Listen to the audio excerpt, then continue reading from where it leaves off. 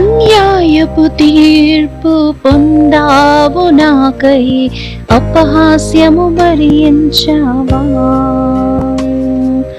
ఆదరణే కరువై బాధింపబడియు నీ నోరు తెరువలేదే. నీ ప్రేమ మధురం, నీ ప్రేమ అమరం, నీ త్యాగమే నన్ను మురిపించింది. నీ ప్రేమ మధురం, నీ ప్రేమ అమరం, నీ త్యాగమే నన్ను పులకించింది. ఏముంది నాలో? ఏ పరిశుద్ధత లేదే. ఆయన నువ్వు నన్ను ఇంతగా ప్రేమించినావు దేవా. నా కోసం నువ్వు బలి అయినావు. ఆయన సాక్రిఫైస్ జ్ఞాపకం చేసుకుంటూ ఈరోజు reading the Bible with me day 27కి మీకు స్వాగతం పలుకుతున్నాను. నిన్న మనం Psalms 22nd chapter 1 to 15 verses చదువుకున్నాం. ద మెస్సాయినిక్ సామ్ అని ఈ సామ్ని అనబడుతుంది. ఈ సామ్ని మరి నెక్స్ట్ 15 వర్సెస్ కూడా ఈరోజు చదువుకుందాం. నాతో పాటు మీరు కూడా కలిసి చదవండి. కుక్కలు నన్ను చుట్టుకొని ఉన్నవి, దుర్మార్గులు గుంపు కూడి నన్ను ఆవరించి ఉన్నారు. వారు నా చేతులను నా పాదములను పొడచి ఉన్నారు. నా ఎముకలన్నీ నేను లెక్కింపగలను. వారు నిదానించుచు నన్ను తేరిచూచుచున్నారు. నా వస్త్రములు వారు పంచుకొనుచున్నారు. నా అంగీ కొరకు చీట్లు వేయుచున్నారు. యెహోవా దూరముగా నుండకుము. నా బలమా త్వరపడి నాకు సహాయం చేయము. ఖడ్గము నుండి నా ప్రాణమును, కుక్కల బలము నుండి నా ప్రాణమును తప్పింపుము. సింహపు నోటి నుండి నన్ను రక్షింపుము. గురుపోతుల కొమ్ములలో నుండి నన్ను రక్షించి నాకు ఉత్తరమిచ్చి ఉన్నావు. నీ నామమును నా సహోదరులకు ప్రచురింపపరచెదను. సమాజ మధ్యమున నిన్ను స్తుతించెదను.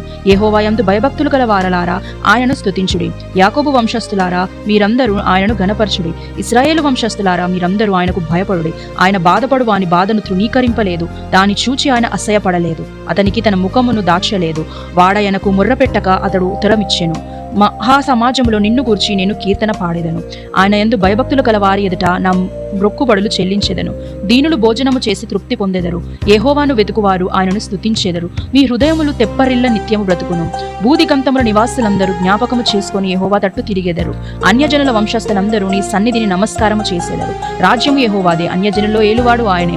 భూమి మీద వర్ధిల్లుచున్న వారందరూ అన్నపానములు పుచ్చుకొనుచు నమస్కారము చేసేదరు. తన ప్రాణమును కాపాడుకొనలేక మంటిపాలకు వారందరూ ఆయన సన్నిధిని మోకరించెదరు. ఒక సంతతి వారు ఆయన సేవించెదరు.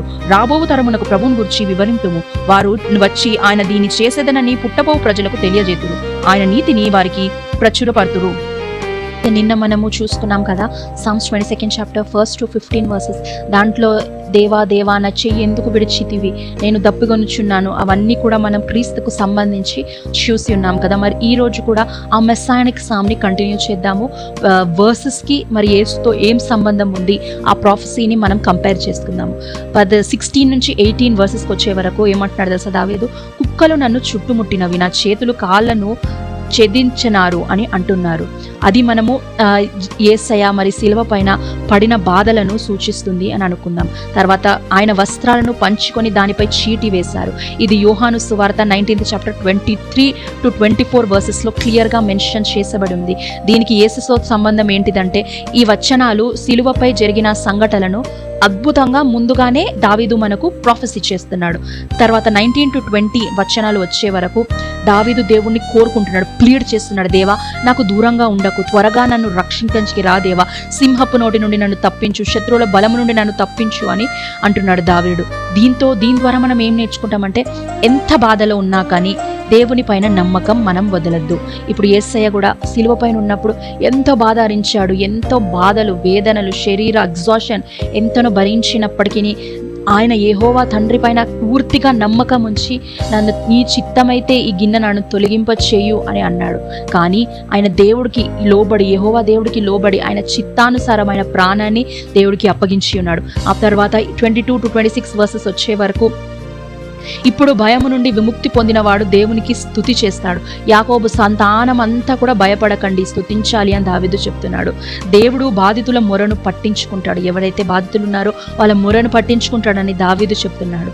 దీనికి మనకు ప్రాఫెసీకి, యేసయ్య ప్రాఫెసీకి ఏంటి సంబంధం అంటే తిరిగి యేసయ్య 3వ దినమున లేసినప్పుడు, పునరుద్ధాన దినమున లేసినప్పుడు ఆయన శిష్యులతో కలిసి దేవుని స్తుతించినాడు, దేవుని ఆరాధించినాడు.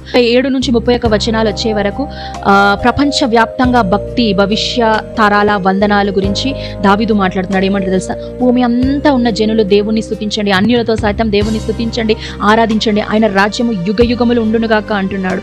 ఇది ఆయన చేసిన కార్యము అని, దేవుడు రక్షణ కార్యాన్ని ఆయన పూర్తి చేస్తున్నాడు. అయితే దావీదు ఈ వర్సెస్లో మనకేం చెప్తున్నాడు తెలుసా? ఫస్ట్ యేసుక్రీస్తు ప్రభు సఫర్ అయినాడు, ఆయన దప్పికొని ఉన్నాడు. నా దేవా నన్ను ఎందుకు చేయి విడిచితివి అన్నాడు.